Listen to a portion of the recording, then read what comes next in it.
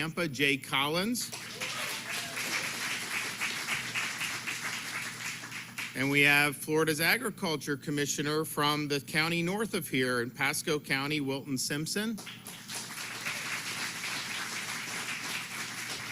And we have state reps Cheney and Burfield. So I want to thank them for being here.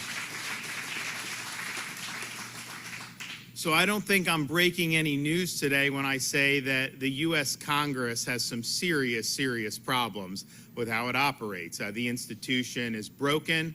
There's a lot of reasons for that.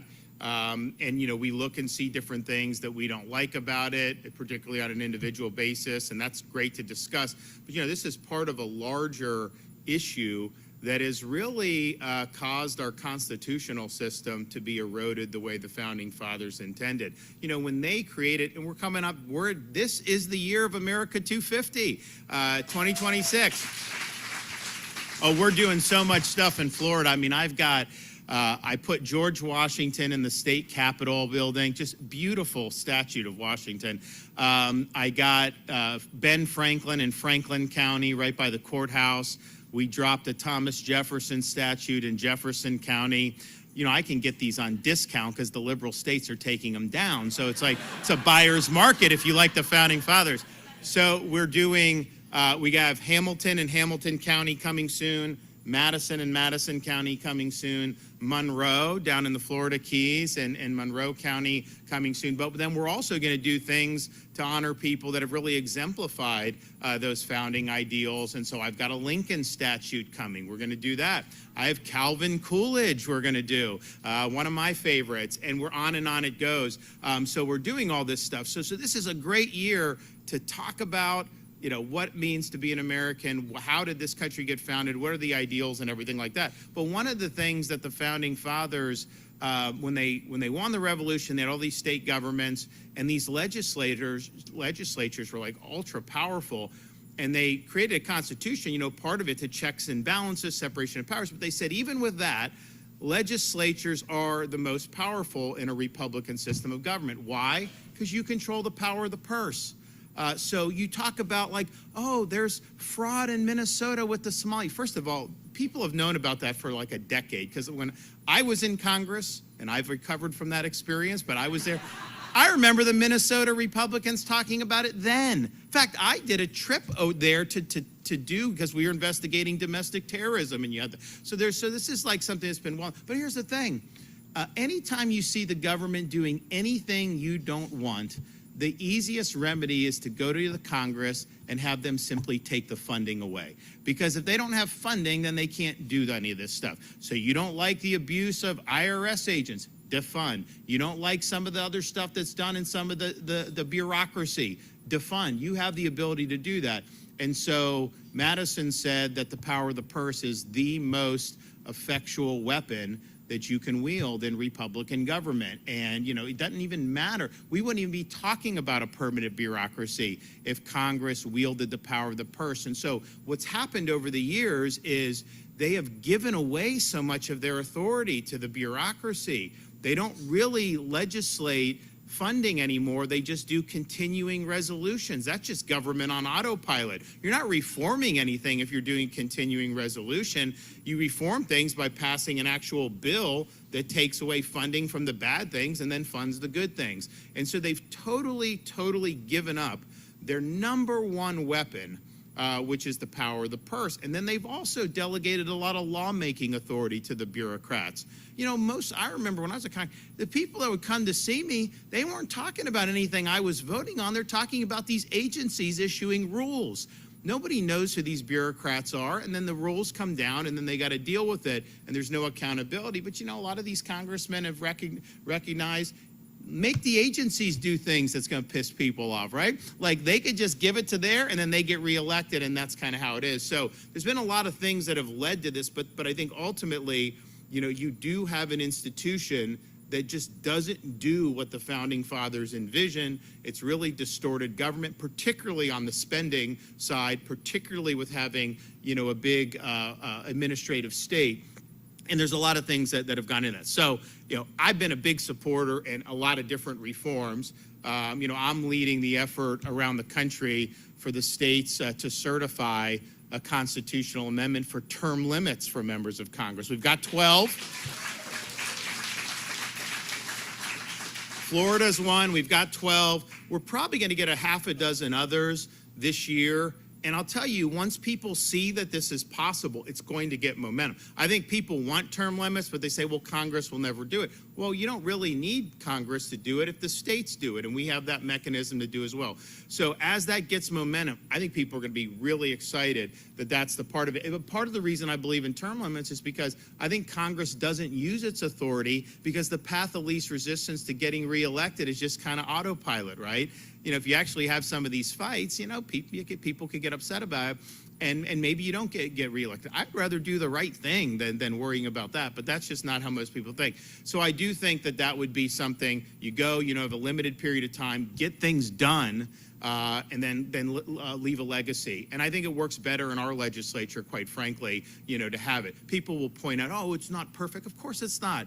It's better than what we have now, right? That's it, and I think it would help.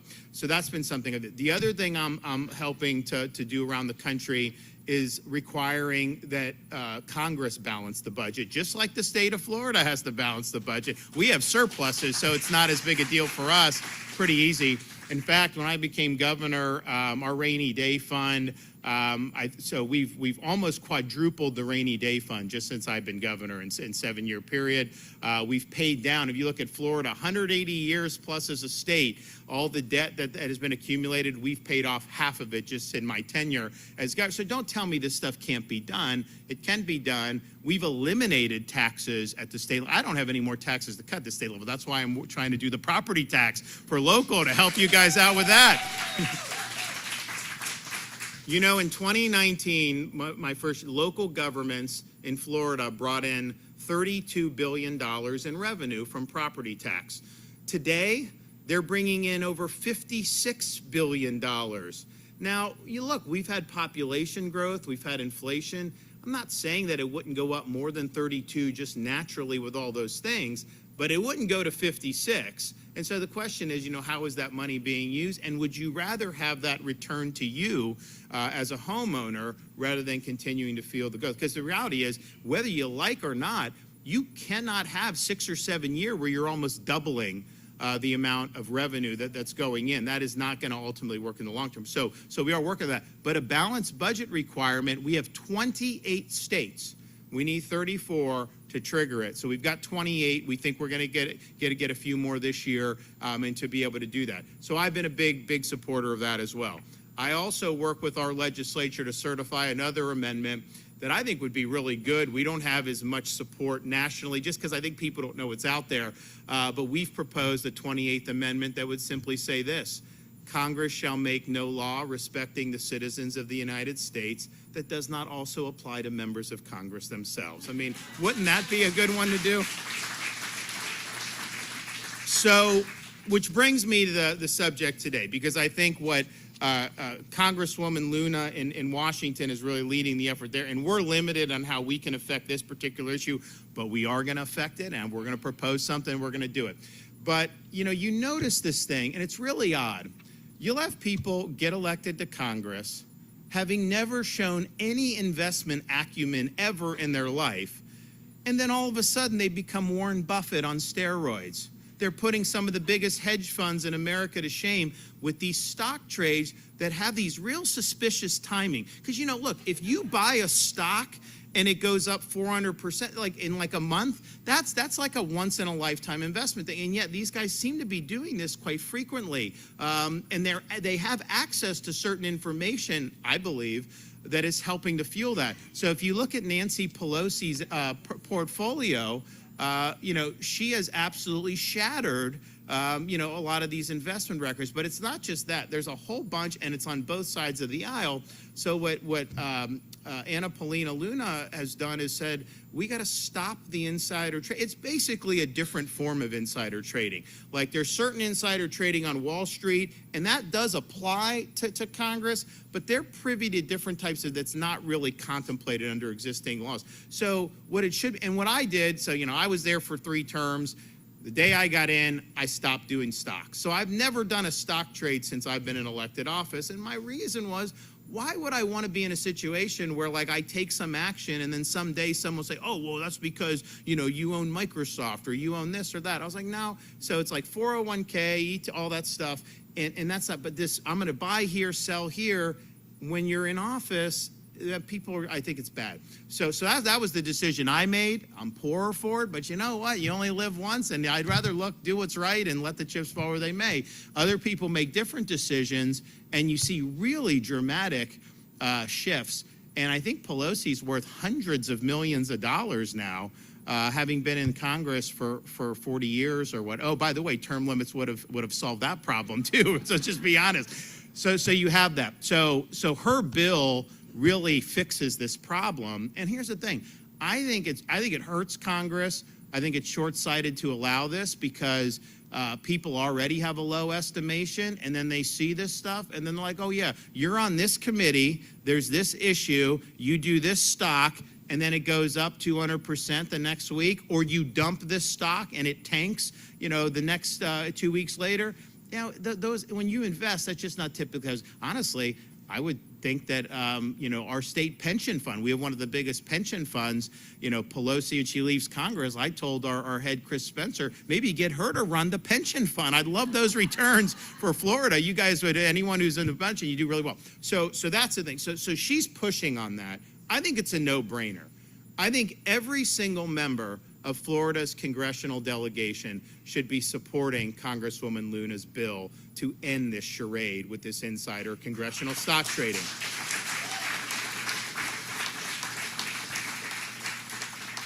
And it's the right thing to do. Now, from the state level, we're active. It's like, okay, well, maybe we can just do it for our federal representatives. The reality is there's a lot of Supreme Court precedent that would not let us do that. It really has to be done federally, because I would have been supportive of just saying, you're a congressperson or a senator from Florida, and in there, then you do. And it's not the same as the state legislator, because our state legislatures, they're part-time. Some of them are investment. They have investment businesses, and they're not privy to the same type of information. So it's not at all the same what goes on in at least Florida state legislature compared to what goes on in Washington with respect to stock trading. But so it's like, how can we do it? So what we're going to propose, I have some members of the legislature that I think thought of this. I don't think I thought of it. And so hopefully they'll do it. But what we're going to do, and then we are allowed to do this, is when they qualify for federal office, there's going to be a checkbox. Do you intend to trade individual stocks while you're in Congress? Yes or no? And so you as a voter will know what they said. And if they say no, well, when they run for re-election, they have to answer a second question. Did you, in fact, trade any stocks individually while you were in Congress? And if they say yes, then that means they broke their word to you and honestly lied on those forms. And so that's what we're going to do. It's within our power to do that. We wouldn't be able to do anything more than that without running afoul of major Supreme Court precedent. Because the Florida voters actually voted for term limits for Congress in the early 90s. There was a big push to term limit Congress state by state. So our congressmen would have been term limited, our U.S. senators would have been term limited. U.S. Supreme Court in a case called Thornton, 5-4, said that was not allowed. Now, the dissent was written by Justice Clarence Thomas, and usually Thomas is right, and he was right on this one too. But the reality is that is where we are. So I don't think it would end up being something that we would be able to sustain right now. So hopefully they get momentum this year to finally get this done. I know she's going to talk about that. And if they do, then to me, I think it solves the problems. But in the meantime, what we're doing here in Florida, that's going to help you as a voter to be able to ferret out. And my thing is like you get there, you should be able, you want to get there to do something good for people, not get there to be something and to be able to kind of capitalize off the swamp up there. So this is a good reform. I think it's very thoughtful. It's got my support. But man, we should at least have all the Florida federal representatives lining up behind this. Look, California, some of these, I don't know how they think it. The water's different there. I mean, it's just really ridiculous. You know, I always get a chuckle. I'll meet people, I wish you got to come to run for governor of California. I was like, I couldn't get elected. Are you kidding me? Like, it's a different mindset in terms of what goes on. But here, I have no doubt that this reform is what the voters of this state would like to see. And to tell you more about it, I'm going to welcome up the Congresswoman herself.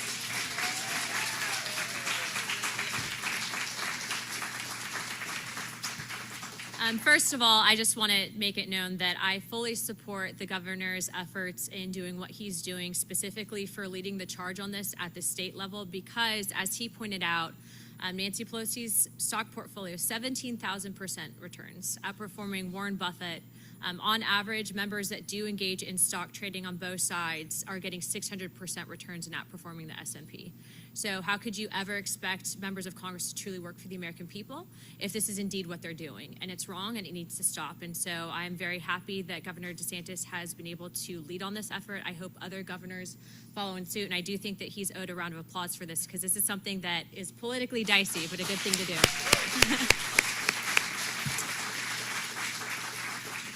As far as our bill goes, it is the most bipartisan bill currently in Congress. We have people that you would never expect, probably people that you don't politically align with, that are actually supporting these efforts because they know it's bad and it needs to end. And I'm happy to report, Governor, that we actually have met with the Speaker of the House and that we are going to be putting something on the floor coming up this quarter that will permanently stop the insider trading, which it is happening in Washington, D.C., but it's permanently going to stop it in D.C. So happy to report back on that. And frankly, I hope that some of my colleagues that are engaged in the process will have governors that will hold them accountable. So thank you so much for being here. We appreciate everything that you're doing. And again, a round of applause for Governor DeSantis. Thank you. Well, that's encouraging to hear that we may get a vote on this. I think it's really good. Do you guys, I got Wilton, Jay, do you guys want to say anything? Come on up.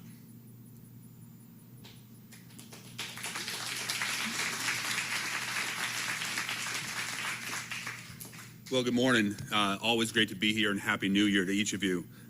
Rep. Luna, thank you for your leadership on this subject. Incredible. It's amazing to see you lead and push and hold people accountable there. You're a true fighter for your people. And, of course, we have Governor Ron DeSantis, who is, as always, the GOAT, a juggernaut, standing up for individual freedoms and rights and holding people accountable. You know, it's important when we talk about this, and the governor did an extraordinary job of laying this out.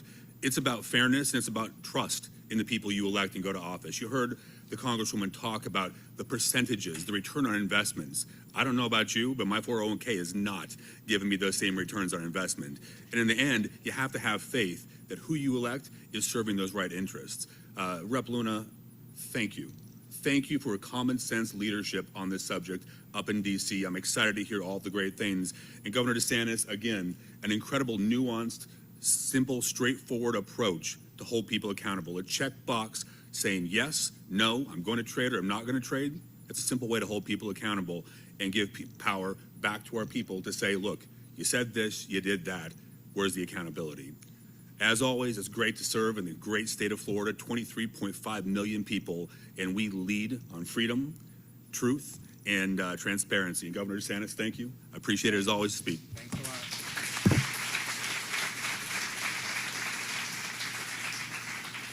So this is, look, honestly, this is bipartisan.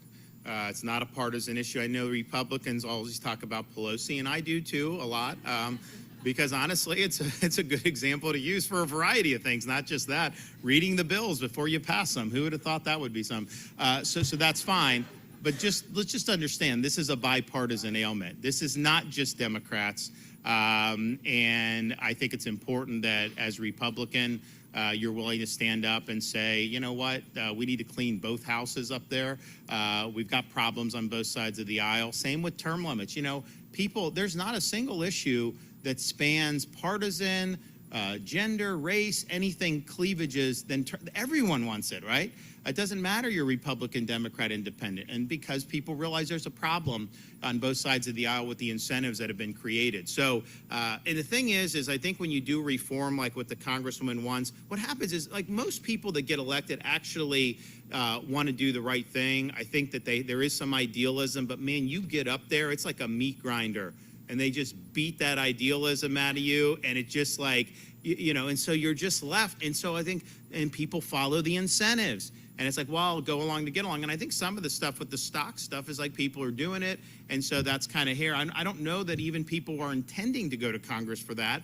But I think once you get up there, I guess it's like, you know, you catch Potomac fever or something. It's just people change, right? That was the one thing I used to appreciate when I wasn't there long enough, but like I come back and like people would say, you didn't change. Thank you for not changing. Like a same person, you go in, you come out. And that's important for that. But I think this is really good and it'll be there. And then the other thing I'll just say on a different subject is we are looking very seriously at, and not necessarily as me, I mean, I'll be supportive, but it's through the Attorney General's office that is able to bring these things, to be able to bring potentially a state case against Nicolas Maduro. You know, he was obviously very involved with drugs. He was obviously very involved with bringing drugs, particularly to Florida and across the, but you know what he would also do? And this is not in the federal indictment in New York. He would empty his prisons and send them to America across the border. And we'd end up with some of these people in Florida, Tren de Aragua gang members that were in prison there, and he did that. And so to me, that is a very hostile act. So we're looking at the statutes to see, obviously we've got robust narcotic statutes, but certainly on that importing the criminal element, because, you know, it's funny. I mean, remember a few years ago, we helped with transportation to Martha's Vineyard, very nice place. And, you know, you had a plane load of people that were in the country illegally. And it turned out, so this is, I think, probably like, you know, the fall of 22. So I was running for re-election. And most of them were Venezuelans. And the media was saying, oh, how dumb the governor, all the Venezuelans, Americans in Miami, they're going to hate it, all this stuff. Why is he doing?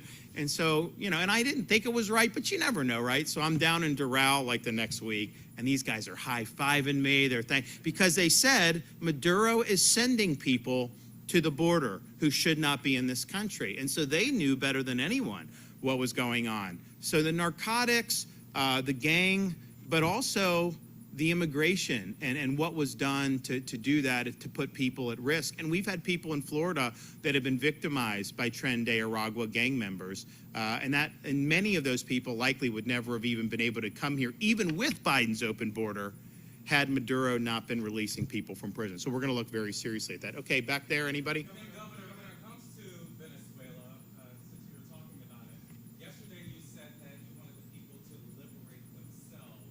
How does that look? And if you were in the White House today, would you have done what President Trump ordered the action in Venezuela? Would you have done that? If ifs and buts were candy and nuts, every day would be Christmas, my man. I mean, that's just the nature of it. No, look. You go back, I mean, this has been an issue in this state that I've been very vocal on for 15 years. I mean, actually, Chavez came to power probably sometime in like 2006 or 7 in that time period. And what did Chavez and Maduro do? They totally tanked the country. They tanked the economy. They repressed people. They took what should be the most prosperous country in South America and turned it into a place where people have to eat trash to be able to survive. And so I've always viewed Maduro as somebody that was illegitimate. And clearly this most recent election, I mean, was an illegitimate election in 2024 down in Venezuela. So bringing him to justice is absolutely appropriate. The larger context is this. During Biden's presidency, what we saw was increasing hostility throughout the Western Hemisphere to the United States of America with the installation of a lot of Marxist regimes. In fact, there were more Marxist regimes at the height of Biden's presidency than there were at the height of the Cold War.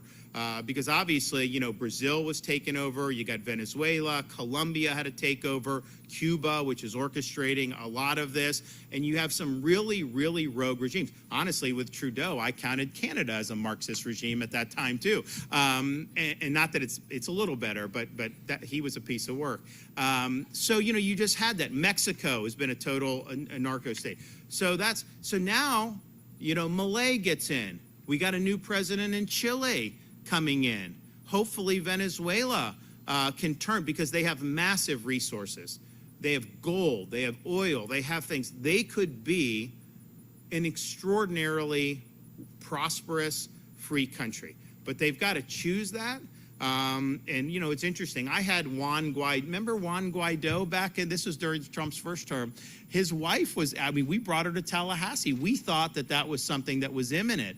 And it kind of just was a stalemate for a long time. And so now they have an opportunity to be able to choose a better path. I don't think that can be imposed, you know, by the United States. But I think Maduro really was repressing kind of the positive energy there. And so now they have a pathway to maybe get their country on a better course. But they could be very, very successful. There's no question about it. But it just shows you, you know, I'm watching this guy in New York City, and he talks about the frigidity of rugged individualism, that they're going to choose the warmth of collectivism. And I'm just thinking about myself, you know, the 100 million dead bodies because of collectivism, those are cold, dead bodies. It's not warmth. Why do you have to build walls to keep people in collectivist societies? Why do you have to resort to coercion and force in collectivist societies? Cuba, are people emigrating to Cuba? No, they try to leave Cuba. Are people emigrating to Venezuela? They've had millions and millions of people flee the country. And so this is just a textbook example of the failure of leftist and Marxist ideology put into place. So now you have New York City, and they're going to try to repeat kind of a similar song. Now, he's limited because he's a mayor. He's not a head of state. He thinks he's a head of state, but he's not. And so they're limited. But, you know, it's funny. You have all this lofty rhetoric, say everything's going to be free, and then they just raise the subway fares. I was like, you know, it doesn't work. None of this stuff will ever work. And so it was sad that they went down that road. And hopefully there's enough people that go back there to really prop up a better way forward. Two questions, one for you and one for Congressman. First question for you just is, when it comes to crypto, would you extend this kind of a ban or requirement to crypto trading on members of Congress? Well, I think that's a question for her. I mean, look, I think crypto, honestly, there are some things because they have committees that deal with this. So would that be implicated? I think in general, the overall reform. Sorry, yeah.